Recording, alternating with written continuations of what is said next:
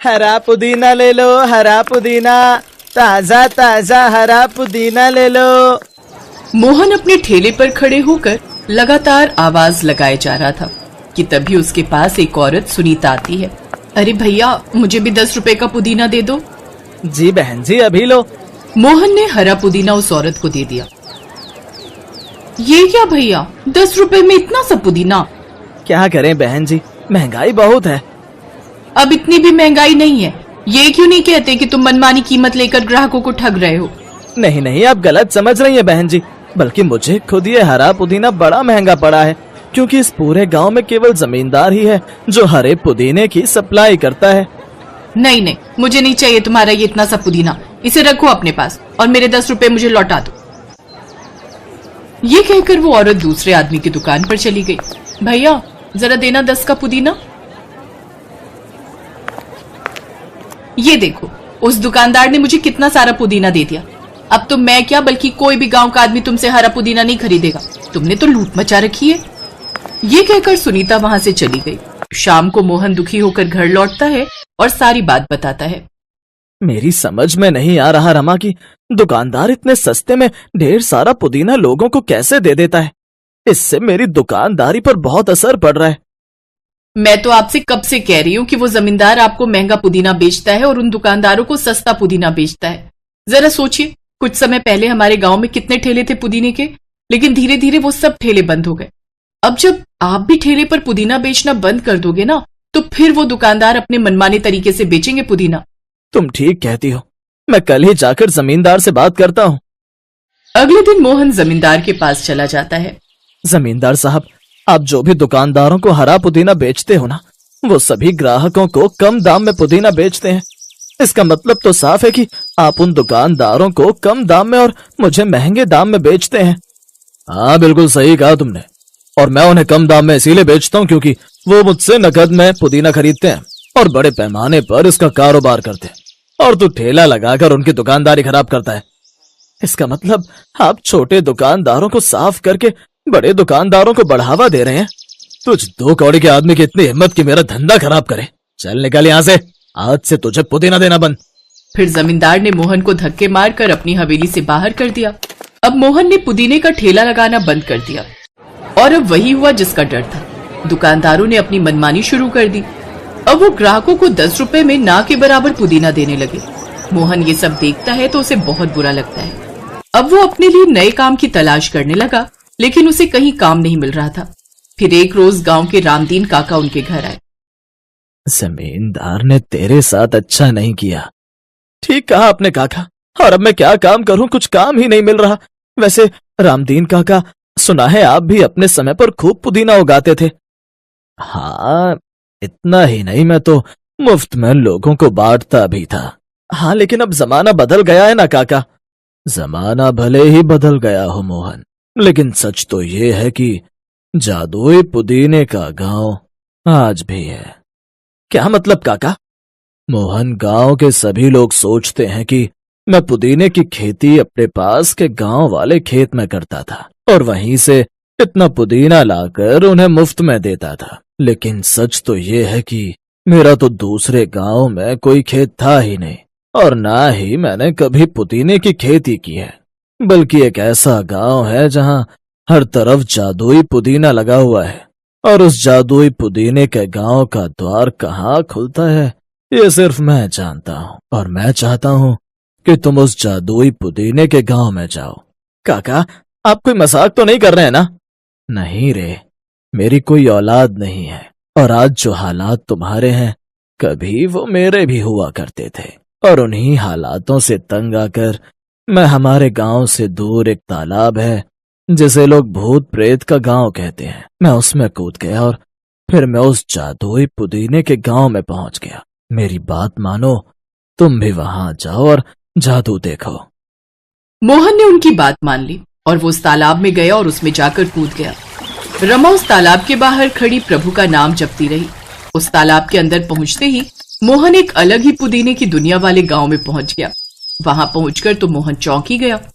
उसने खुद को एक अजीबोगरीब गांव में पाया। तभी उसके कानों में एक आवाज पड़ती है। बिल्कुल सही कहा आपने, ये एक जादुई पुदीने का गांव है। क्या मैं यहाँ से हरा पुदीना ले जा सकता हूँ? तुम जितना मर्जी चाहो यहाँ से हरा पुदीना ले जा सकते हो, और जितनी बार ले जाना चाहते हो ले जाओ, कोई तुम्हें नहीं रोकेगा। आपका बहुत बहुत शुक्रिया। मोहन ने ढेर सारा पुदीना लिया और वापस नदी से होकर बाहर आ गया। अरे वाह, जादुई हरे पुदीने में आने और जाने का रास्ता तो बड़ा ही आसान है। अब मैं बहुत ही सस्ते दाम में पुदीना बांटूंगा। अब मोहन दुकानदारों से भी सस्ते दाम में हरा पुदीना बांटने लगा। आइए आइए और जादुई पुदीना ले जाइए, इसे खाइए और सारे रोग दूर भगाइए। आइए आइए, सिर्फ 5 रुपए में ले जाइए। अब उससे ग्राहक वो पुदीना लेकर जाने लगे और उसके पुदीने से वो पूरी तरह ठीक भी होने लगे। अरे वाह मोहन भाई, आपका ये पुदीना तो सचमुच कमाल का है। इसे खाते ही मेरे पेट का दर्द दूर हो गया। दरअसल कुछ दिनों से मेरे पेट में बहुत दर्द रहता था। कई जगह से दवाई ले ली लेकिन कोई असर नहीं हुआ। पर कल जब मैंने आपके इस हरे पुदीने की चटनी बनाकर खाई तो मेरा तो सारा रोग ही दूर हो गया। ये लीजिए, ये मेरी तरफ से आपके लिए 500 रुपए का इनाम। इसी तरह मोहन के पास और भी कई लोग आने लगे। अब मोहन के दिन बदल गए। वहीं दूसरी तरफ जमींदार का पुदीना अब ऐसे ही खराब होने लगा। कोई उसका पुदीना नहीं खरीदता। वो गुस्से में मोहन के पास जाता है। मोहन, तेरे पीछे मेरा सारा धंधा चौपट हो गया। मैं तुझे अभी भी कह देता हूँ, इस गांव से बाहर जाकर पुदीना बेच, नहीं तो तेरे लिए अच्छा नहीं होगा। तभी वहाँ गांव के कुछ लोग आए। खबरदार जमींदार साहब, अगर आपने मोहन के साथ कुछ भी गलत करने की सोची भी तो आज इसके कारण हम सब इतने सस्ते दाम में पुदीना खरीद पा रहे हैं और उसको खाने से हम सब ठीक हो रहे हैं। सब गांव वालों से डर कर वो वहाँ से चला गया और अब उसने मोहन को कभी परेशान नहीं किया। धीरे धीरे मोहन अमीर होता गया और अब उसने काका को भी अपने साथ ही रख लिया। अब मोहन खुशी खुशी रहने लगा।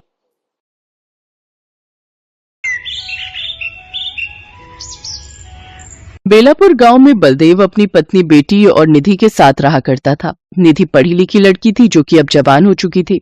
बलदेव को अब उसकी शादी की चिंता सताने लगी थी। बलदेव एक किराने की दुकान में नौकरी करता था, जहां वो अक्सर अपने मालिक या ग्राहकों से डांट सुनता था। क्या कहा? 8 रुपए का हो गया एक अंडा? अरे इतना महंगा अंडा कैसे हो सकता है? मैं तो 5 रुपए दूंगी। अरे आजकल के जमाने में तो अंडा खाना ही महंगा हो गया। ये सारी कीमत मालिक ने तय की है। अगर कम दाम में बेचूंगा तो उनसे बेकार में डांट खाऊंगा। ठीक है, तो मुझे नहीं चाहिए और अब से मैं इस दुकान में नहीं आऊंगी और अपने पड़ोस में भी सबको यहाँ आने से मना करूंगी। बेकार की लूट मचा रखी है। वो औरत गुस्से में पैर पटकते हुए वहाँ से चली जाती है। तभी दुकान का मालिक आ जाता है और वो सब कुछ देख लेता है और गुस्से में बलदेव से कहता है, तुम किसी काम के नहीं हो, एक ग्राहक भी नहीं संभाल पाए। चलो निकलो मेरी दुकान से और आज के बाद मुझे अपनी शक्ल मत दिखाना। दुखी होकर बलदेव घर आ रहा होता है कि तभी निधि हाथ में टिफिन लिए अपनी माँ के साथ उसकी दुकान की ओर ही आ रही थी। बाबा, मैं तो आपके लिए खाना लेकर ही आ रही थी। बलदेव दुखी मन से उसे सारा किस्सा सुनाता है। तीनों दुखी होकर जंगल के रास्ते घर आ रहे होते हैं कि तभी डाकू आकर उन्हें घेर लेते हैं। बंदी बना लो इन्हें और अपने साथ ले चलो। नहीं, छोड़ो हमें। छोड़ो, हमें छोड़ो। वो डाकू उन्हें अपने इलाके में ले जाते हैं। तुम बलदेव हो ना, जो उल्टा पैदा हुआ है और जिसने कभी कोई गलत काम नहीं किया? हाँ, लेकिन तुम हमसे चाहते क्या हो? देखो हम गरीब हैं, हमें छोड़ दो। ये जो सामने पत्थर रखा है, तुम्हें 10 बार इस पर छलांग लगानी है। उसके बाद मैं तुम सबको जाने दूंगा। डाकू के इतना कहते ही बलदेव उस बड़े से पत्थर पर उछलकर 10 बार छलांग लगाने लगा। छलांग पूरी होने के बाद वो पत्थर एक खूबसूरत नौजवान लड़के में बदल गया। सभी डाकू खुशी से जय भवानी चिल्लाने लगे। जय भवानी, जय भवानी, मेरा पपन वापस आ गया, मेरा बेटा मुझे मिल गया, तुम्हारा बहुत बहुत शुक्रिया। आखिर ये सब क्या है, कोई हमें बताएगा? चोरी और लालच के श्राप के कारण मेरा बेटा पत्थर का बन गया था और इसे उस श्राप से तभी मुक्ति मिल सकती थी जब कोई ईमानदार, सच्चा और उल्टा पैदा हुआ व्यक्ति उस पत्थर पर छलांग लगा देता। आज पूरे 3 साल बाद मेरा बेटा आजाद हुआ है। इनाम के तौर पर मैं तुम्हें कुछ भेंट देना चाहता हूँ। ये हैंड पंप। ये हैंड पंप? इसका हम क्या करेंगे? ये कोई मामूली हैंड पंप नहीं है, जादुई हैंड पंप है। लेकिन आखिर इसका इस्तेमाल कैसे करना है? तुम इस हैंड पंप से जितने चाहे अंडे मांग सकते हो, वो कभी खत्म नहीं होंगे। सच में आपका बहुत बहुत शुक्रिया। उस हैंड पंप को वो लोग घर ले आते हैं और निधि उस हैंड पंप से कहती है, हे जादुई हैंड पंप, हमें ढेर सारे अंडे दे। उसके इतना कहते ही जैसे ही बलदेव हैंड पंप चलाता है, उस हैंड पंप से ढेर सारे अंडे निकलते हैं। हैंड पंप के नीचे रखा बड़ा सा टब उन अंडों से भर जाता है। ये तो सचमुच चमत्कार हो गया। उन लोगों की बात सच निकली। अब से हमारी सारी परेशानियां खत्म हो गईं। अब मैं अंडों की दुकान खोलूंगा और खूब बिक्री करूंगा। साथ ही शहर तक भी अपने अंडों को बेचने के लिए भेजूंगा। हाँ। अब उनकी सारी परेशानियां खत्म हो गई और देखते ही देखते उनकी खूब कमाई होने लगी और वो उस गांव के सबसे अमीर लोग बन गए। बलदेव ने बड़े ही धूमधाम से अपनी बेटी निधि की शादी एक बड़े घर में कर दी। बलदेव ने आधी कीमत पर गांव वालों को अंडे बेचना शुरू कर दिए, जिससे उसके ग्राहक काफी बढ़ गए। साथ ही गांव वालों को भी कम दाम में अच्छे अंडों का स्वाद मिलने लगा। अब सभी गांव वाले बलदेव की खूब इज्जत किया करते थे। हेलो दोस्तों, कैसे हैं आप सब? हमारी कहानियाँ देखने के लिए हमारे चैनल को सब्सक्राइब कीजिए और हाँ, बेल आइकॉन पर क्लिक करना मत भूलिएगा।